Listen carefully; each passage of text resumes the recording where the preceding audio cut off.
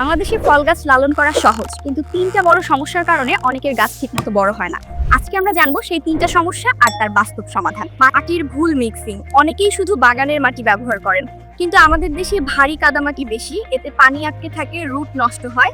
তাই আপনার জন্য সমাধান হচ্ছে 50% দোআঁশ প্লাস 30% নদীর বালি প্লাস 20% কম্পোস্ট। আর রোদ কম পাওয়া বেশিরভাগ ফল গাছ দৈনিক 5 থেকে 6 ঘন্টা রোদ না পেলে ফুল ঝরে যায়। তাই আপনার জন্য সমাধান হচ্ছে ছাদ বা খোলা জায়গা, যেখানে সকাল 8টা থেকে 12টা পর্যন্ত রোদ আসে, সেখানে রাখুন। জলাবদ্ধতা। আমাদের দেশে বর্ষায় টবে পানি জমে থাকে, এতে রুট রট হয়। তাই আপনার জন্য সমাধান হচ্ছে টব বা জিও ব্যাগের নিচে 6 থেকে 8টি ড্রেন হোল করুন, আর নিচে 2 ইঞ্চি ইটের টুকরা দিন। তাই সঠিক মাটি, সঠিক রোদ আর সঠিক ড্রেনেজ, এই তিনটাই ফল গাছের আসল লাইফলাইন।